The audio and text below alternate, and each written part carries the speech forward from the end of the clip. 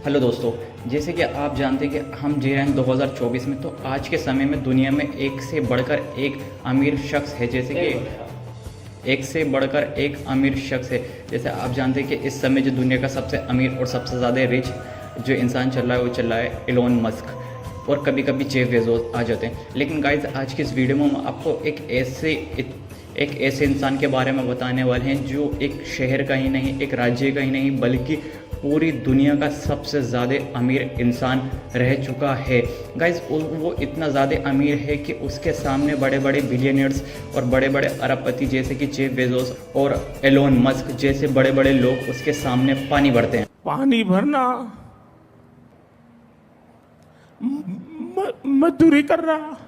तो गाइज़, उसकी अमीरी का अंदाज़ा आप इस चीज़ से ही लगा सकते हैं कि जब एक बार वो अपनी हज यात्रा पर गए तो उसके साथ 60,000 लोग गए थे, और उसने एक देश में इतना ज़्यादा सोना बांटा, इतना ज़्यादा पैसा बांटा कि वो गरीब देश इतना ज़्यादा अमीर बन गया कि वहाँ पे सोने की कमी ख़त्म हो गई। इतना ज़्यादा सोना बांटा कि वहाँ पे सोने की वैल्यू बिल्कुल 0% हो चुकी थी।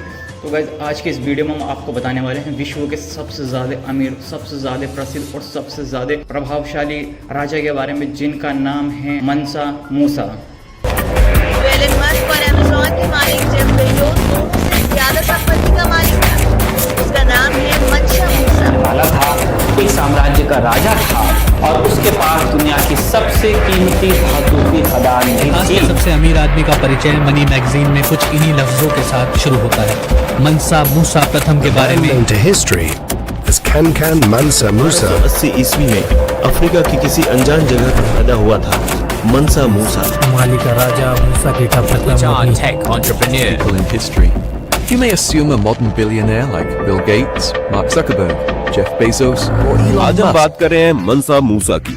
तो गाइस, मंसा मूसा, क्या आपको पता है कि मंसा मूसा इतने अमीर किस तरीके से बने? और तो गाइस, हम आपको बताते हैं कि ये इतने अमीर क्यों बने और इनकी जो हज यात्रा है वो इतनी प्रसिद्ध क्यों मानी जाती है, और इनका जन्म कहाँ पर हुआ था और ये कहाँ पर रहते हैं। और गाइस, हम आपको बताते हैं कि ये किस तरीके से इतने अमीर बने थे। तो आइए इन सभी सवाल के जवाब ढूंढने की कोशिश करते हैं आज की इस वीडियो में। तो गाइस, हम आपको बता देते हैं कि मंसा मूसा का जन्म 1280 में अफ्रीका के माली शहर में हुआ था। माली साम्राज्य पर 1312 तक उसके बड़े भाई मंसा अबू बकर ने राज किया। इसके बाद वह एक लंबी यात्रा पर निकल गया। तब मंसा मूसा प्रथम ने गद्दी संभाली। आज के मोरिटानिया, सेनेगल, गाम्बिया, गिनी, बर्किना फासो, माली, चाड और नाइजीरिया तब मूसा की सल्तनत का हिस्सा हुआ करते थे। साल 1280 का पश्चिमी अफ्रीका के एक माली में एक बच्चे का जन्म होता है। आज इस बच्चे का किनकारियाँ कल उस राजा के आवास में बदलने वाली थी जो बड़ होकर इस धरती का आज तक का सबसे अमीर इंसान बनने वाला था। इतना अमीर के आज के टॉप के बिलियनर्स जैसे एलोन मस्क, जेफ बेजोस और बाकी के अमीर जितने लोग हैं, इनके टॉप बिलियनर्स की अगर हम संपत्ति को जोड़ भी देंगे तो इसके बराबर नहीं बैठेगी। इस बच्चे का नाम है मंसा मूसा। माली में मंसा इस शब्द का अर्थ होता है सुल्तान, यानी कि बादशाह, और ये बच्चा मूसा माली का मंसा बनने वाला था, क्योंकि इस कुछ लोगों का ये कहना था कि मूसा माली के घराने का असली वंशज था, यानी कि माली के बादशाह फगले का बेटा था। माली शासक अबू के समय तो अच्छा ही था, लेकिन मूसा के आने के बाद ये अलग ही बुलंदियों को छूने लगा था। एंड ऑफ कोर्स ये मूसा के तुक्का उक्का नहीं था, बल्कि उसकी सोची समझी साजिश थी। इसी पर आते ही मूसा ने सबसे पहले ये सोचा कि राज्य की आय और यानी कि रेवेन्यू को बढ़ाया जाए। और इस वक्त इस सवाल का जवाब देना बिल्कुल सिंपल था। दो अहम चीज़ें जैसे सोना और नमक को अपने अंडर कर लिया जाए और उन्हें बेचकर पैसे आते रहेंगे। और ऐसे करने के लिए उनने ऐसे राज्यों पर हमला करा जिनके पास सोने और नमक की खदानें थी। इन सारे आक्रमणों के बाद माली साम्राज्य इतना ज़्यादा फेमस हुआ कि पूर्व से पश्चिम तक माली सीमाएँ के अटलांटिक तट से नाइजर नदी तक। और अगर राज्य में पैसा आएगा तो अब असली राज्य के शाही खजाने में बढ़ोतरी होगी, और शाही खजाने में बढ़ोतरी से राज्य और राजा ये है दोनों ही अमीर हो जाएंगे और फलेंगे फूलेंगे। और ऐसा हुआ कि इन सारे आक्रमणों के बाद मालवी साम्राज्य इतना बड़ा हुआ कि पूर्व से पश्चिम तक पानी की सीमाइट लाइक चिथोड़ से नाइजर नदी तक और बड़े और उत्तर से दक्षिण तक यही सीमा सब सहारा से लेकर फॉरेस्ट ऑफिस चिरोली अफ्रीका तक बढ़ गए। वैसे फ्रेंड्स, बात करूं उस वक्त की, तो तब ऐसा अमीर बनना शायद सही नहीं था, क्योंकि 21वीं सेंचुरी में हम ऐसा बिल्कुल भी नहीं कर सकते, क्योंकि अभिजन के चलते काफ़ी सारी चीज़ें सिविलाइज्ड हो चुकी हैं। आज मूसा को अपने राज्य को ऊंचाइयों तक पहुंचाने में एक और चीज़ मदद कर रही थी, उसका धर्म इस्लाम धर्म। राज्य की ज़्यादातर जनता इस्लामिक थी और इसलिए उन्हें रास्ते से जब ऐसे भी कबीले थे जो इस्लाम में नहीं मानते थे और उन्हीं के कबीले में से एक था बुक्का। उन्होंने मनसा के धर्म इस्लाम के खिलाफ विद्रोह किया क्योंकि उन्हें उनका धर्म खतरे में लगने लगा।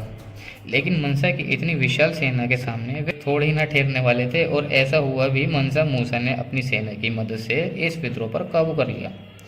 मूसा ने उन्हें मारा नहीं, उसने झट से यह बात समझ ली कि अगर उसे शासन बनाए रखना है तो उसे बाकी के धर्मों को भी साथ लेकर चलना होगा और सीधे माली साम्राज्य के स्टेट रिलीजन को इस्लाम विधा पर कुरान कानून वहाँ पर लागू नहीं होते। इस आसान शब्दों में समझें तो माली साम्राज्य इस्लामिक होने के बाद भी वहाँ पर सारे धर्मों को उनका धर्म प्रैक्टिस करने की छूट देता था। यह उसके राज्य के ही नहीं बल्कि आसपास के नेबरिंग राज्य के वीडियोस वक्त सारे इस्लामिक राज्य एक दूसरे को अपना इलाज मानते थे। माली साम्राज्य को दूसरे राज्यों से हमले की भी चिंता नहीं थी और इसी के लिए किसी भी राज्य पर बाहर हमले कम होंगे तो इस मनसा मूसा की हज यात्रा 9600 किलोमीटर के दौरान देखने को मिली। बाकी मुसलमान की तरह मनसा मूसा भी अपनी हज यात्रा पूरी करने के लिए साल 1324 में निकल पड़ा, पर इस यात्रा पर वह अकेले नहीं था, उसके साथ एक ही बड़ा काफिला था, इतना बड़ा कि उसके बारे में आप लोग सोच भी नहीं सकते।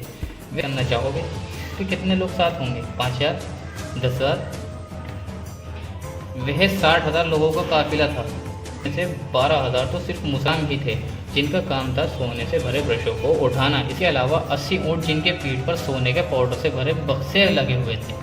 और यह सब क्यों? यह सारा सोना सिर्फ ज़रात यानी कि चैरिटी के लिए था। दाखवा तकरीबन 20,000 किलो सोना बस बांटने के लिए था।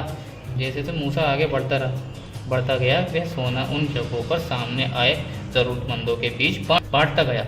इसके अलावा जहाँ भी उसका रुकता उन जगहों पर उसने मस्जिदें बनवाई।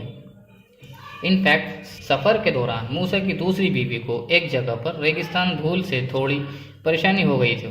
उसने उस जगह पर तुरंत ही एक इरिगेशन सिस्टम बनवा लिया। मूसा ने कहा कि अरब, मक्का और मदीना पर हर जगह 20,000 सोने की ईंटें बढ़ गईं।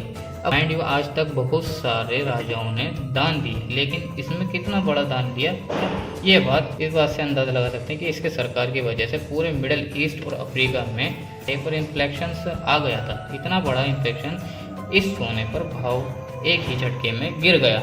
उसके आगे सोने का भाव क्या हुआ इसका पता इतिहास में दर्ज नहीं है, लेकिन इतनी तनवीर हरकतों के बाद भी माली साम्राज्य ज़्यादा देर तक शिखर पर थी और दूसरा के मौत के बाद ही उसके सारे मंत्रियों ने बेईमानी करना शुरू कर दिया और राज्य को अपने इन्फ्लुएंस मिलना शुरू किए। वे राज्य जिस पर मूसा ने कब्जा किया था वे सारे राज्य अपने बिल से माली से अलग हो गए और इसी के साथ ही माली साम्राज्य का अंत हो गया। हमने आपको बता दिया कि आखिर मनसा मूसा कौन था, उसका जन्म कैसे हुआ और किस तरीके से वो इतना ज़्यादा अमीर बना। गाइस अब हम आपको बता देते हैं कि आखिर मनसा मूसा की मौत कैसे हुई और वो किसके बाद उसके साम्राज्य का क्या हुआ। तो गाइस मनसा मूसा ने 1312 से लेकर 1337 तक राज करा। फिर उसके बाद 1337 में उसकी मृत्यु हो गई और उसके बाद उसका जो बेटा था मघा मूसा वो वहाँ का राजा बना माली का। और गाइस मनसा मूसा की जो 4 बीवियाँ थी, यानी उसने 4 शादी कर रखी थी और उसकी मौत के बाद, मनसा मूसा की मौत के बाद जो उसका इतना बड़ा साम्राज्य यानी माली जो साम्राज्य था, उनके जो क्षेत्र उन्होंने कब्जा कर रखे थे या फिर जीत रखे थे वो सारे राज्य अलग हो गए धीरे धीरे और माली साम्राज्य धीरे धीरे ख़त्म होता चला गया।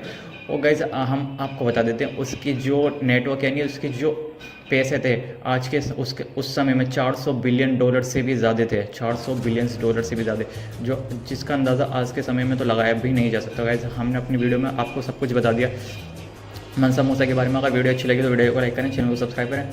मिलते हैं किसी नेक्स्ट वीडियो में, जब तक के लिए मैं बैठा।